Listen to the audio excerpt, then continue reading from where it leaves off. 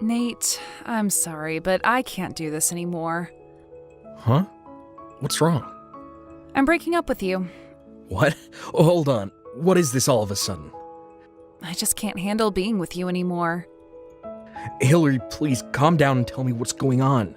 Why can't you handle being with me anymore? Seriously, Nate? Come on, are you actually gonna pretend like you don't know? I don't have to pretend because I legitimately have no idea what brought this on all of a sudden. If it was something I did or said, then I'm sorry and want to do better, so please, let's talk about this, okay? What happened to make you feel this way? Oh my god, there's no point in me even telling you. It's not like it's something you can actually do better about. You're still not making any sense. What is it? What's wrong? It's your family, Nate. My family? If your family is really okay with living in that complete dumpster fire of a house, then that gives me serious doubts about trying to build a future together with you. What? What do you mean dumpster fire? We do have one house that's about 50 years old, but we've been taking pretty good care of it. It's not like we've completely abandoned it. We do regular inspections, monthly cleanings, lawn mowing, and all that sort of thing. So I don't really think it's fair to call it a dumpster fire. Yeah, that's exactly what I mean. You don't even have the self-awareness to see that your house is disgusting. How can you bear to live like that? I can't build a future with someone from a family like yours, so I'm breaking up with you. Hillary, I think you're under a big misunderstanding. Look, this is not a conversation that we can have by text. Let's meet up and talk, okay? Not a chance. I am never talking to you again for as long as I live. If we should ever meet on campus or in town, I'm just going to ignore you and pretend that I don't know you, so you do the same. Got it? Goodbye. Hey, Nate. Long time no see. How are things? It's me, Hillary, remember? I just saw you on TV and oh my god, I couldn't believe my eyes. You're the biggest rags to riches story I've ever seen. You grew up in that rundown old house and now you're filthy rich living in a huge mansion. They should make a movie about you. Anyway, let's meet and catch up. I'm in the mood for French, I think. I've never tried caviar. Do you know any good places? Oh, and then maybe we could go shopping for a new handbag for me?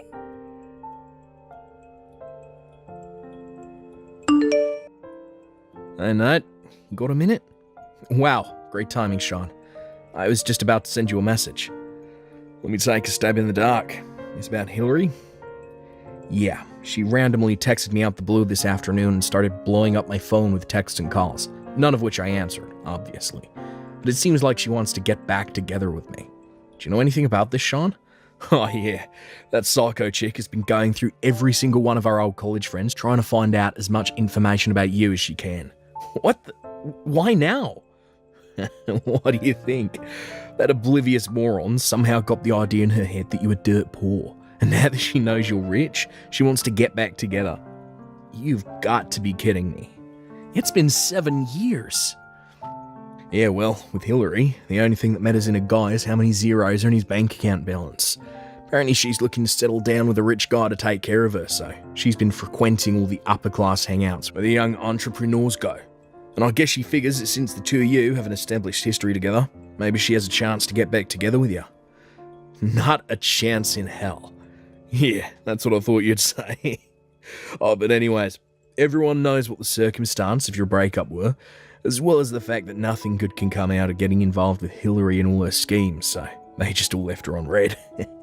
Well, that's a relief. For now, I think I'll just keep on ignoring her like I have been. That's probably for the best. So, yeah, I'll just ignore the messages and calls for a while, monitor the situation. If you hear any new information, let me know as soon as possible, okay? You got it, bro. Hey, Nate. So I was thinking about our date. I don't think we really decided on when we would meet up yet, right? I just remembered what you were saying during your TV interview. You took over your dad's company and started instituting a bunch of quality of life improvements for your employees, right?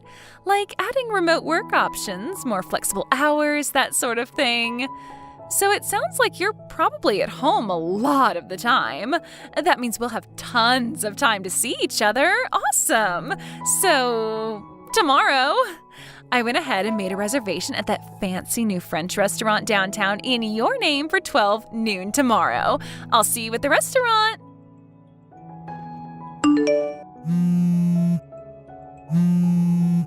Hey, Nate. Have you left your house yet? This is kind of our first date in 7 years, and you're running late? Like, really, Nate? I'm gonna head into the restaurant. Text me when you get here, got it? What is your problem, Nate? Where are you? Standing me up on our first date in 7 years? What kind of man are you? I expected you were going to pay the bill for dinner, so I didn't bring my wallet. What am I supposed to do now? Hurry up and get down here to pay the check. If you're gonna be my husband, you're gonna have to prove to me that I can rely on you, understand? Hey, wait a minute. Are you ignoring my messages? They aren't getting marked as read. Hey, Sean, this is getting out of hand fast. Yeah, I heard. Did she seriously book a reservation in your name, expecting you to pay for her lunch? She's been blowing up my phone for 3 days. Yesterday, she made up plans for a date with me at some fancy French restaurant, and then, just like you said, actually made a reservation in my name in a place that cost at least $100 a plate. And then she went to the place, declared that I would be paying for the meal, and get this, then she starts telling me that we're getting married. Eesh, what a nut job. You're telling me. Did you hear anything else about that? Yeah. A friend of mine actually works at the restaurant she went to, and according to him, when the manager told her to pay her bill or he'd call the police, she started crying her eyes out, and then just called her parents and they paid the bill. Good God, what is wrong with her? She was name-dropping you big time, saying that you'd be very unhappy with the way she had been treated. I think it's safe to say she'll try using the same tactic again, so be on the lookout. You might want to put the word out, if you know what I mean. Yeah, I'll be making some moves on that front soon. Thanks for letting me know. Hey, Nate. So my parents kicked me out of their house last night, and since I have no place to go, I'll go ahead and move into your huge mansion so we can be together all the time. I'm getting on a bus right now. I'll see you soon. Oh, that's right. The city courthouse is on the way, so I'll go ahead and submit our marriage certificate since I'll be in the area anyway. Whoa, hold on. Nate? Nate, is that you? You finally answered me. Yeah, because I had to stop you before you go doing something really stupid. What do you mean? Anyway, like I said, I'll be over there soon, sweetie. I can't wait to start our new life together. I'm the luckiest girl in the world to have a husband like you. I've been married for 3 years, Hillary. What? Which you would have found out anyway if you actually went to the courthouse, but I figured I'd save you a pointless trip. You're not fooling me. I've been asking tons of people about you, and no one said anything about you having a wife. Yeah, no one said anything to you, period. Because they were all in agreement that they wouldn't tell you anything about me. What do you mean? Don't you remember? After you dumped me, you went around to everyone telling them that I'm a poor loser living in a broken down old house. Don't tell me you didn't notice how they reacted to that. You're making zero sense. When I broke up with you, you were a poor loser living in a broken down old house. I was just telling the truth. What's wrong with that? You didn't even have the self-awareness to realize your house was so trashy. You were completely low class. Were you trying to forget your childhood trauma by pretending you actually lived in the big fancy house next door? Wait a minute. A dumpy house next door to a nicer house. Yeah. Seriously, how could you be satisfied with such a low standard of living while looking out of your window at what a real house looks like? At least you seem to have come to your senses now. Let me confirm something. Is this house you're talking about on Millwood Drive? Blue siding, 2-story, big walnut tree in the side yard? Yeah, pretty sure that's the one. I don't know what a walnut tree looks like, but it definitely was 2 stories and had blue siding. Now that you mention it, they put a picture of it up during your interview on TV the other day. Yeah, that's definitely the one. And you got so rich that you were able to buy that big mansion next door, right? I guess me breaking up with you gave you the drive you needed to finally make something of yourself. You're welcome. And now you're finally getting the biggest reward of all, me as your wife. I didn't buy that house. What? It was already mine. I grew up in that house from the moment I was born. Huh?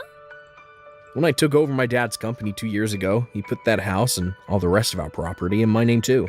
That house next door, the one that you said was old, run down, a dumpster fire, and that sort of thing.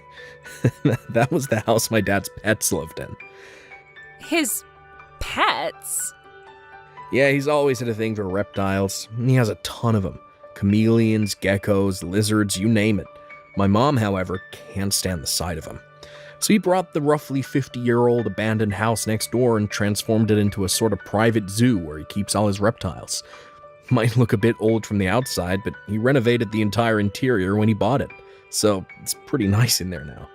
He also changed it so the main entrance is on the back side of the house, so it's easier to get there from our property. Oh, wait. So that's why I saw you going in that house all the time? Yeah.